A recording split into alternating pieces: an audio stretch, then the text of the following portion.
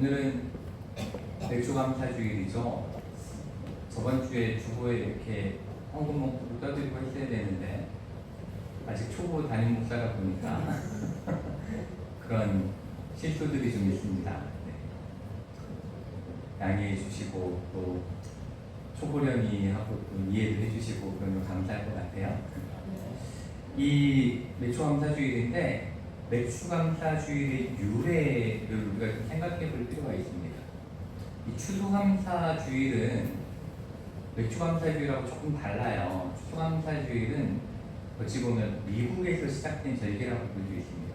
이게 성경에서 유래된 절기가 아니라 미국 교회에서부터 유래된 절기라고 볼 수 있는데, 이 맥주감사주일은 성경에서 유래한 절기가 맞습니다. 어찌 보면 오늘 우리가 읽은 말씀, 이게 77절이라고 되어져 있지만 그 77절의 다른 이름이 맥추절, 그리고 오순절로 불리기도 하죠. 그렇기 때문에 이 맥추절로부터 시작된다고 볼 수 있는데, 바로 보리가 추수되기 시작하는 때에 하나님께 그 보리 추수를 할 수 있게 해주신 것에 대해서 감사하면서 그 맥주감사주일로 지키기로 한 겁니다. 그런데 그 이스라엘하고 우리나라는 보리를 추수하는 시간이 달라요. 기간이 다르고 이 온도가 다르기 때문에, 기후가 다르기 때문에, 그 시간이 다르기 때문에 이 한국에 온 선교사님들이 우리나라가 보리를 추수하는 때로 그 시기에 맞춰서 예배를, 감사예배를 드리게 하기 위해서 매년 7월 첫째 주를 맥주감사주일로 지키고 있는 거죠.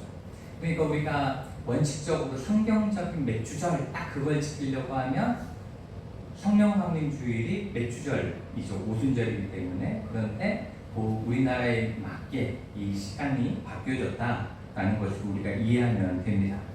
그런데 이 맥주절을 우리가 살펴보면 재미있는 것이 한 가지 있는데, 그게 뭐냐면 성경에서 말씀하시는 맥주절, 오늘 우리가 읽은 이 77절에 대한 말씀, 이것은 보리를 수확할 때에 대한 이야기가 아니다라는 겁니다. 보리를 수확하는 이야기가 아니에요. 제가 그 오순절 그 성령강림주일을 간단하게 말씀드린 적이 있는 것 같은데, 이 이스라엘에서 보리를 수확하는 때는 6월절 기간입니다. 6월절이 지나면 보리를 수확하기 시작하고, 그리고 그로부터 50일 후, 그래서 77절이죠. 70대 49에서 50일 후가 밀을 수확하는 때입니다. 그러니까 밀을 수확해서 드리는 날이 바로 77절 맥주절, 이렇게 볼 수 있는 거예요. 그런데 이제 그 맥주절을 이 한글로 이렇게 번역을 하다 보니까 밀이 소맥이잖아요. 소맥인데 그거를 잘못 번역해가지고 그냥 맥주, 보리를 추수하는 날로 사람들이 이해하게 된 거죠. 그러니까 어찌 보면 시기적으로는 좀 맞지 않는다라고 볼 수 있어요. 원래 맥주절의 의미대로 하려면 뭘 추수하는 때? 밀을 추수하는 때가 맞는 거죠. 어찌 보면 이러한 성경 번역상의 이제 착오로 우리가 이제 10월 첫째 주에 맥주감사주일을 지키고 있는데, 그렇지만 중요한 것은 맥주절이라는 이 말이 히브리어 원어를 그대로 번역을 하면 어떤 날이냐면 거두어 수확하는 절기, 그게 맥주절의 원래 의미입니다. 거두어 수확하는 절기. 그러니까 보리가 밀이 아니라 보리이기 때문에 이 날짜는 잘못해서 다시 정해야 돼, 이렇게 논리적으로 막 생각을 하기보다는 원어가 이야기하는 거두어 수확한 것들에 대해서 감사한 날로 이 맥주절을 생각하시면 되겠습니다. 그리고 또한 오늘 말씀이 이제 맥주절 절기에 대한 부분이잖아요. 그래서 이런 때 아니면 또 이런 말씀 드리기가 힘들 것 같아서 절기에 대해서 간단하게 좀 말씀을 드리고 다음으로 넘어가도록 하려고 합니다. 우리는 구약을 읽다가 이 절기에 대한 말씀이 나오면 그냥 신약의 시대를 살아가는 우리에게는 큰 의미가 없는 과거의 말씀, 이렇게 과거의 절기, 이런 식으로 생각하기도 하고 유대인들이 지키는 그러한 절기로 생각을 하기도 합니다. 제가 미국에 있을 때 미국은 이민자들의 나라잖아요. 그러다 보니까 이 지역마다 사는 사람들이 이렇게 모여 살아요. 코리아타운에는 한국 사람들만 모여 살고, 리틀도쿄에는 일본 사람들만 모여 살고, 뭐 차이나타운에 중국 사람들이 모여 살고 이렇게 하는데 그 유대인들도 모여 사는 지역이 있습니다. 그래서 그곳에 가면은 모든 건물에다 히브리어로 간판이 이렇게 돼 있어요. 그런 곳이 있는데 거기 가보면 가끔 그 유대인들이 밖에다 텐트 쳐놓고 자기 좋은 집, 유대인 굉장히 부자거든요.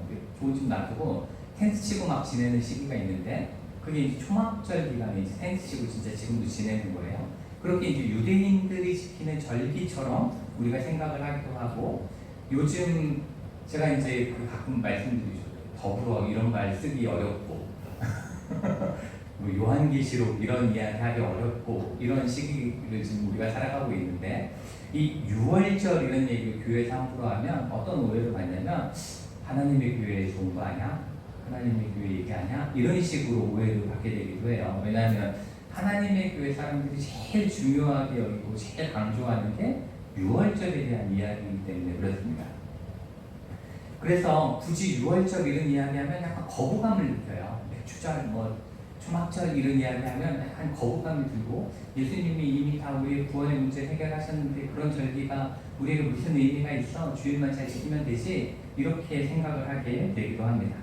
그렇지만 이 절기들에 대해서 조금 생각해보면 이 구약의 절기들이 신약과 굉장히 밀접하게 연관되어져 있다는 것을 우리가 알 수가 있습니다. 그 말은 지금 우리와도 이 구약의 절기들이 관계가 있다는 거예요. 연관이 되어져 있다는 거죠. 그래서 뭐 많은 이야기를 하긴 그렇고 6월절에 대해서, 매추절에 대해서 우리의 어떤 의미가, 이 관계가 있는지에 대해서 간단하게 좀 설명을 드리고 매추절에 대한 말씀을 나누도록 하겠습니다. 먼저 이 6월절은 어떤 날이냐면, 이 대부분 잘 아시겠지만 혹시 모르시는 분들이 계시기 때문에 먼저 설명드리면, 이 이스라엘 백성들이 애굽에서 노예로 고난받고 있었죠. 그때 하나님께서는 그들을 구원하고자 하셨고, 그들을 구원하기 위해서 애굽에 10가지의 재앙을 내리죠. 그렇죠? 10가지의 재앙을 내립니다. 그런데 그 중에 10번째, 마지막 재앙이 뭐냐면 사람이나 가축의 첫째가 다 죽는 거예요. 첫째, 수컷, 아들이 다 죽게 되는 그러한 재앙이었죠. 그런데 이 장자가 죽지 않을 수 있는 유일한 방법이 있었죠. 그게 바로 어린 양을 잡아서 그 피를 우슬초에 적셔가지고 문설주와 임방, 그렇죠? 지방에, 문지방에 바르는 그 일들을 하면 이 죽지 않는다라는 거였습니다. 그리고 이러한 말도 안 되는 이야기잖아요. 죽는다고 했는데 그런 피 발랐다고 안 죽는다는 게 이해할 수 없는 거지만, 그럼에도 불구하고 그 행동에 대해서 믿음으로 순종한 집에는 재앙이 그 집을 넘어갔죠. 그래서 죽음이 담을 넘었다, 죽음이 넘어갔다, 이렇게 해서 감사함에 지키는 절기가 6월절입니다. 6월절이죠. 그런데 이 6월절은 유대인들의 달력, 우리나라가 음력, 양력 쓰듯이 유대인들의 달력으로는 음력 1월 14일이에요. 음력 1월 14일이고, 그리고 다음 날인 1월 15일에 절기 안식일, 그러니까 토요일 이 안식일이 아니라 절기 때 쉬라한 그날을 안식일로 지키면서 무교절 기간이 시작이 돼요. 무교절 기간이 시작되는데, 무교절 안식일을 지난 그 다음 날, 그러니까 1월 16일에 뭘 하냐면 보리의 첫 열매, 보리의 첫 한 단을 바칩니다. 보리를 추수하는 때 첫 단을 바치는 거예요. 처음 걸 바치는 거죠. 그래서 이날을 뭐라고 표현하냐면 보리의 초실절, 첫 열매를 드리는 날, 그래서 보리의 초실절이라고 부르는 겁니다. 그리고 이제 보리를 볶아가지고 가루로 만들어서 이제 제단에 태워서 제사를 그렇게 지내는 거죠. 그런데 이 6월절 이 규례는 우리가 알고 있으면 신약과 굉장히 밀접해 있다는 것을 우리가 알 수 있는데, 바로 예수님께서 언제 십자가에 달려 죽으시냐면 6월절에 달려 죽으시죠. 그래서 뭘 의미하는 거냐면 그 예수 그리스도의 피를 믿는 것, 그 예수 그리스도의 피의 공로를 믿는 것, 이게 우리를 모든 죄에서 사한다라는 게 말도 안 되는 얘기같이 들리죠. 마치 유월절 어린 양의 피를 바르는 것만으로 구원받는다는 게 말도 안 되듯이 예수님의 피를 믿는다라는 게 말도 안 되고 이성적으로 판단할 때 이거는 납득할 수 없는 일이지만 하나님이 우리에게 주신 은혜니 믿으면 어떻게 돼요? 구원받게 됩니다. 그렇죠? 유월절 어린 양과 똑같은 의미를 가지고 있는 거예요. 그리고 사흘 뒤 이 안식 후 첫날, 이 안식 후 첫날에 예수님께서는 어떻게 되셨냐면 부활의 첫 열매가 되신 겁니다. 부활의 첫 열매가 되신 거예요. 이 보리의 초실절에 안식일, 유월절 다음, 무교절 다음 날 보리의 초실절, 보리의 첫 것을 드리듯이, 첫 단을 드리듯이 예수님께서는 부활의 첫 열매로 하나님께 드려지게 된 겁니다. 초실절, 이 부활의 첫 열매가 되신 거죠. 그래서 고린도전서 15장 20절 말씀을 보시면 그러나 이제 그리스도께서 죽은 자 가운데서 다시 살아나서 잠자는 자들의 첫 열매가 되셨다 이렇게 말씀하고 있는데 바로 이 말씀이 부활을 보리의 초실절과 연결지어서 우리에게 설명하고 있는 겁니다. 그러니까 유월절이나 이 보리의 초실절이 우리와 관계없는 날이 아닌 거예요. 굉장히 중요한 의미를 우리에게 주고 있는 것이죠. 그리고 그날로부터 50일 후에 이제 미래 추수 때에 지키는 절기가 바로 맥추절, 77절, 오순절이라 불리는 맥추절입니다. 이 맥추절이 신약으로 넘어오면 우리가 성령 강림주일이라고 지켰던 그날 오순절이 되는 거죠. 성령이 강림하신 그날을 이야기하는 겁니다. 바로 우리 가운데 성령의 열매들이 추수되어지는 날, 그렇죠? 이 미리 추수되는 것처럼 성령의 열매들이 추수되어지는 날이 바로 이 맥추절이다라는 겁니다. 오순절이다라는 거예요. 이렇게 유월절과 맥추절은 그저 구약 율법서에 나오는 유대인만을 위한 절기가 절대로 아닌 겁니다. 그렇기 때문에 우리는 이 날을 하나님께서 그 날들 속에서 예수 그리스도를 통해 그리고 성령님을 통해서 하나님의 구원의 사역들, 성령의 사역들을 이루신 날들로 기억할 수 있어야 합니다. 그러니 우리는 구약에 나오는 절기들에 대해서 읽을 때, 구약 성경을 읽을 때 그저 과거에 있었던 일, 어떻게 하면 빨리 넘어가서 일독을 할 수 있을까를 생각하며 이 말씀을 읽는 것이 아니라 하나님이 이렇게 우리를 구원하신 거구나, 이 말씀이 예수 그리스도를 통해서 이렇게 성취되어진 거구나 라는 것들을 기억하면서 읽으면 우리가 이 율법서가 지겨운 말씀이 아니라 감사한 말씀으로 바뀔 수 있다는 걸 우리 모두 기억하기 원합니다. 그렇다면 이제 다시 맥추절로 돌아와서 우리가 이 맥추감사주의를 보낼 때 우리는 어떤 마음과 믿음으로 이 날을 보내야 할 것인가, 이 감사의 예배로 나아가야 될 것인가에 대해서 한번 생각을 해보겠습니다. 우리가 이 말씀 속에서 깨달을 수 있는 첫 번째 은혜는 바로 지난 상반기 동안 나에게 베풀어 주신 은혜를 기억하며 감사하는 날이라는 것입니다. 이 앞에서 제가 말씀드린 것처럼 이 맥추감사주일은 한국교회에서 보리수학과 또한 상반기를 결산한다는 의미에서 7월 첫째 주일로 정한 거예요. 그렇게 정한 거예요.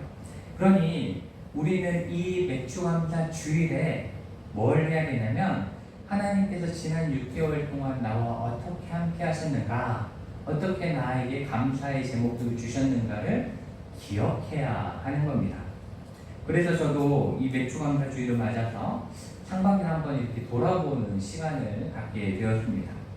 제 개인적으로는 맥추감사 헌금 봉투를 빼놓을 정도로 부족한 모습을 보였음에도 불구하고 우리 또 설교도 엄청 제가 평소 1년에 몇 번 안 했거든요. 부교역사 때는 설교할 일이 별로 없어가지고 몇 번 안 했는데 설교도 많아지고 회할 일도 많고 실수하는 일도 많고 또 결정을 해야 되는 일들도 굉장히 많았는데 하나님께서 저에게 지혜도 주시고 힘도 주시고 무엇보다도 함께 이렇게 동역해 주시는 많은 분들을 이렇게 보내주셔가지고 함께 할 수 있게 해주셔가지고 그렇게 부족한 가운데서도 즐겁고 감사하게 6개월 동안 목회할 수 있게 해주신 것에 대해서 너무 큰 감사를 올려드렸습니다.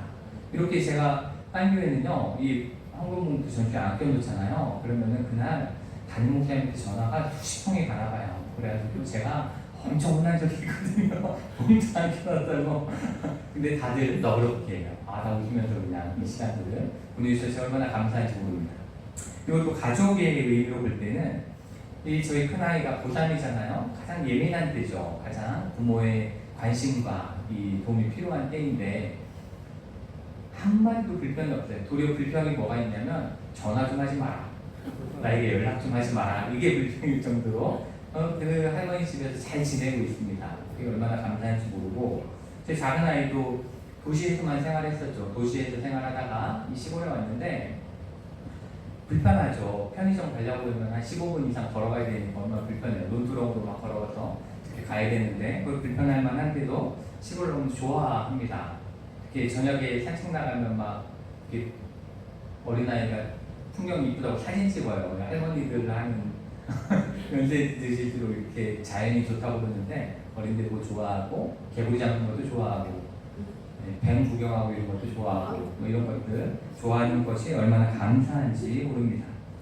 또 우리 교회가 이 6개월 동안 있었던 일들에 대해서도 한번 돌아보게 되었습니다. 무엇보다도 저희가 제일 감사했던 것은 교회 나오시는 것을 그래도 즐거워하시면서 예배를 꾸준히 많이 잘 참석하고 있다는 것이 정말 제일 감사했던 것 같습니다. 지금 너무나 감사하고 함께 모여 예배하는 것을 기뻐하신다는 것이 너무 감사하고 그리고 아직도 신방하지 못한 가정이 여전히 남아있긴 하지만 그래도 대부분의 가정을 신방하면서 가정의 상황들, 이야기들도 들었던 것도 감사합니다.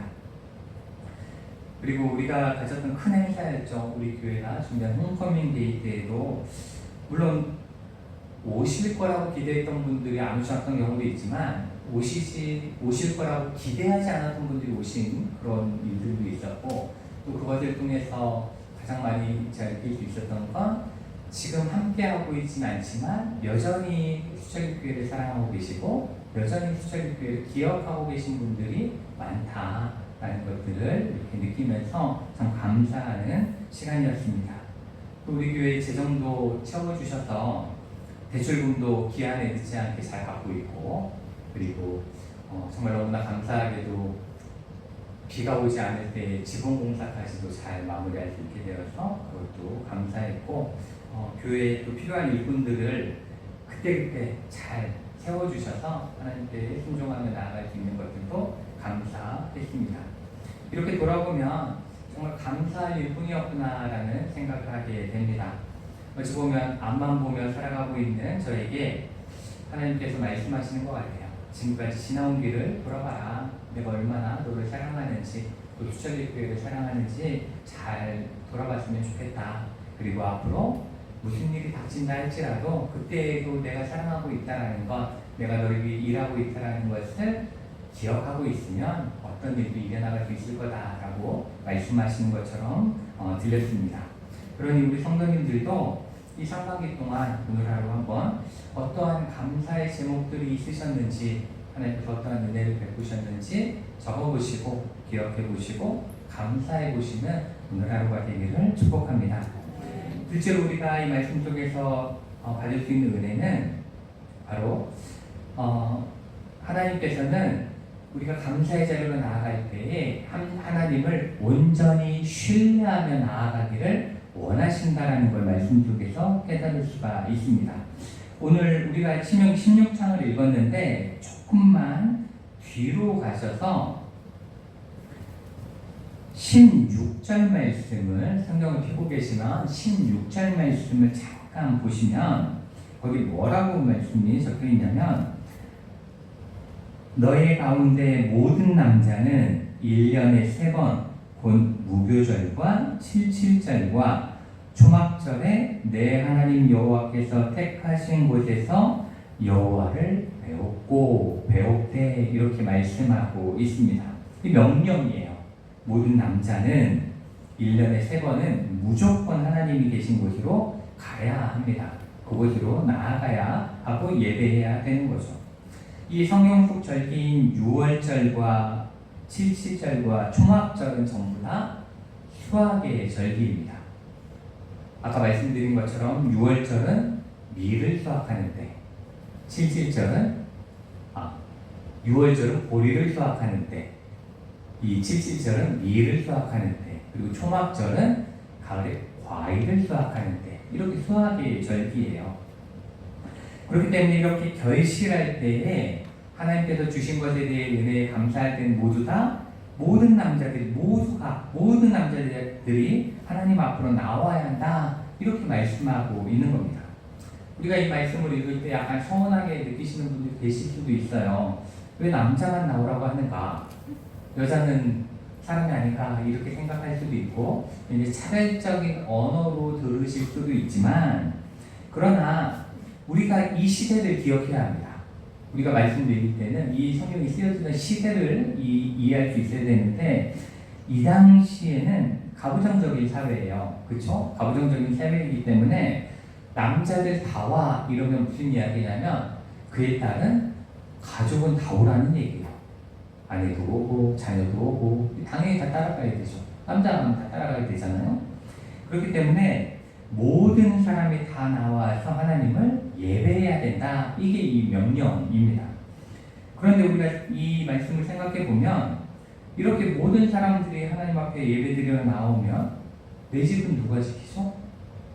우리 지파는 누가 지키고 이 나라는 누가 지킵니까? 주변에는 이스라엘 주변은 어때요? 항상 블레셋이 있어요. 그렇죠? 에돔이 있어요. 모압이 있어요. 오늘 쳐들어와도 이상하지 않고 내일 쳐들어와도 이상하지 않아요. 마치 우리가 북한과 이렇게 경계를 되고 있는 것보다도 훨씬 위험한 상황인 거죠. 언제든 쳐들어올 수 있는 이러한 상황입니다. 그런데 모두 하나님 앞에 감사의 예배를 드리러 간다. 이 말은 하나님이 지키실 거다라는 것에 대한 무한 신뢰가 없으면 이렇게 예배드릴 수가 없는 거죠. 그렇기 때문에 이 매주절에 감사로 예배에 나아가는 사람은 어떠한 믿음으로 나아가는 얘기냐면 하나님이 지키시지 않으면 내 힘으로 할 수 있는 것이 아무것도 없습니다. 하나님이 돌보셨기 때문에 이렇게 추수한 것으로 감사의 예배를 드릴 수 있습니다. 그렇기 때문에 우리 모두가 다 나아가서 예배를 드려도 우리를 누가 지키세요? 하나님이 지켜주실 것입니다. 이러한 신뢰로 나아가야 된다는 거죠. 그래서 시편 127편 1절에서 솔로몬은 이렇게 고백합니다. 여호와께서 집을 세우지 아니하시며 세우는 자의 수고가 헛되고 여호와께서 성을 지키지 아니하시면 파수꾼에 깨어 있음이 헛되도다. 이렇게 말씀하고 있죠. 이러한 솔로몬의 고백과 같은 온전한 믿음으로 우리가 하나님 앞에 나아갈 때에 우리는 참된 감사의 예배를 하나님께 드릴 수 있다라는 것입니다.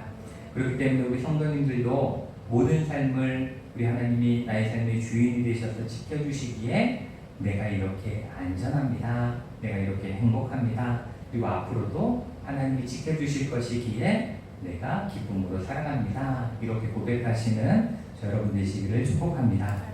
실제로 우리는 이 감사의 예배로 나아갈 때 어떤 마음으로 나가야 되냐면 하나님께서 우리에게 복을 주신 대로 힘을 다해 기쁨의 예물을 드리며 나아가야 합니다.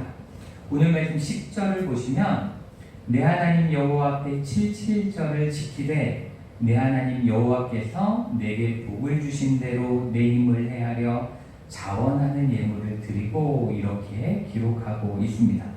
여기서 이 말씀 속에서 힘을 헤아려라는 말은 어떠한 의미냐면 내가 드릴 수 있는 너의 손으로 이 의미입니다.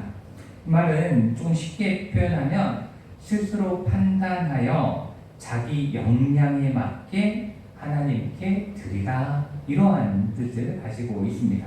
그리고 자원하는 예물을 드리라는 말은 어떤 의미냐면 인색함이나 억지로 드리는 것이 아닌 즐거운 마음을 다해서 드리라 이렇게 말씀하고 있는 겁니다. 그러니까 다른 사람의 시선을 의식하는 것이 아닌 혹은 다른 사람이 얼마나 보면서 이렇게 비교하면서 드리는 것이 아닌 온전히 하나님을 향한 감사의 마음을 가지고 나에게 주신 은혜에 대한 응답으로 예물을 드리는 것이 옳다라고 말씀하고 있는 것입니다. 우리가 이렇게 예물을 드리다 보면 의무감에 드릴 때도 많이 있고 부담이나 자신의 체면 때문에 예물을 드리는 때도 많이 있습니다. 내가 그래도 목사인데, 장로인데, 권사인데, 안수집사인데, 그런데 교회를 얼마를 다녔는데 이렇게 생각하면서 마음은 굉장히 부담스럽지만 어쩔 수 없이 드리는 때들도 있습니다. 그렇지만 그것은 참된 감사의 예물이 될 수가 없는 거죠.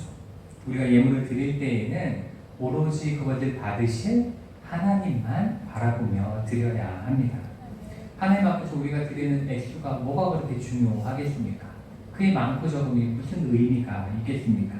하나님께서는 여러분의 형편을 아시는 분이시고 여러분의 마음을 다 헤아리시는 분입니다. 그러니 온전히 감사함으로 드리면 됩니다.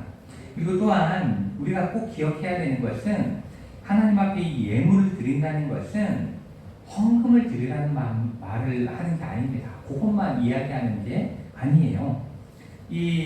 제가 아까 앞에서 맥주절에 대해 말씀드릴 때 이거 오순절이고 그날에 뭐가 임해요? 성령 임하신 날이라고 제가 말씀드렸잖아요.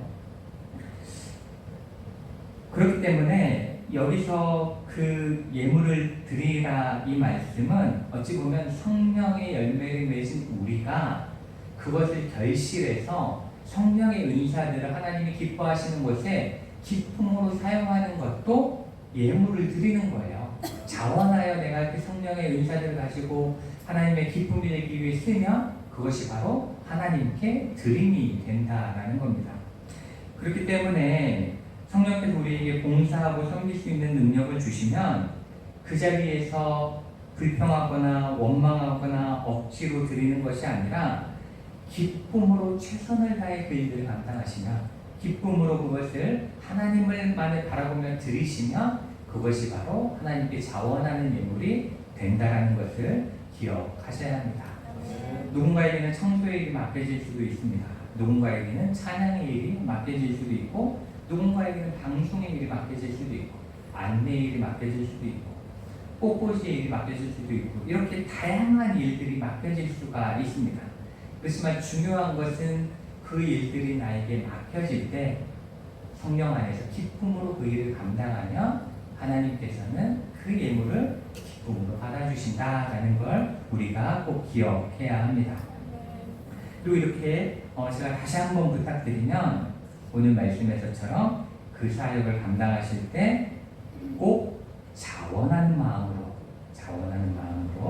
충분히 드리는 우리 성도님들 되기를 축복합니다. 그러면 하나님께서 그 기쁨으로 그 섬김을 받으시고 넘치도록 크고 놀라운 은혜로 갚아주실 줄 믿습니다. 어떤 교인이 그런 적이 있어요. 자기가 열심히 일하는데 목사님이 수고했다고 한마디 안 해주는 이 바람에 시험 들어가지고 교회를 안 오겠다고 그런 경우들도 있어요. 목사의 한마디가 뭐가 중요하겠습니까? 하나님이 축복하시는 게 중요하죠. 목사가 뭐 어떤 은혜를 끼칠 수 있겠습니까? 하나님이 축복하실 때에만 진정한 은혜를 누릴 수 있다는 걸 꼭 기억하시기를 원합니다. 마지막으로 이렇게 감사의 마음과 예물을 드린 우리가 해야 할 일은 모든 이들과 함께 그 기쁨을, 그 감사를 나눠야 한다라는 겁니다. 오늘 말씀 11절을 보시면 너와 내 자녀와 노비와 내 성중에 있는 레위인과 및 너희 중에 있는 객과 고아와 과부가 함께 내 하나님 여호와께서 자기 이름을 두시려고 택하신 곳에서 내 하나님 여호와 앞에서 즐거워할지니라 이렇게 말씀하고 있습니다. 가까운 가족부터 노비, 레위인, 이방인, 고아, 과부까지 이 말을 우리가 생각해 보면 바로 내 주변에 있는 모든 사람과 그렇죠? 내 주변에 있는 모든 사람과 함께하라고 함께하라는 명령으로 이해해도 다르지 않을 겁니다. 그리고 내 주변에 있는 좋은 소식은 친한 사람, 나랑 가까운 사람하고만 나누는 것이 아니라 모든 이들에게 그 사람이 비록 가난하고 힘들고 어려운 사람이라 할지라도 객과 고아와 과부와 같은 사람이라 할지라도 그들과도 나누라. 그들에게도 그 기쁨과 함께 나눌 수 있는 그러한 날을 보내는 것이 바로 이 감사절을 보내는 우리가 가져야 될 믿음의 태도입니다.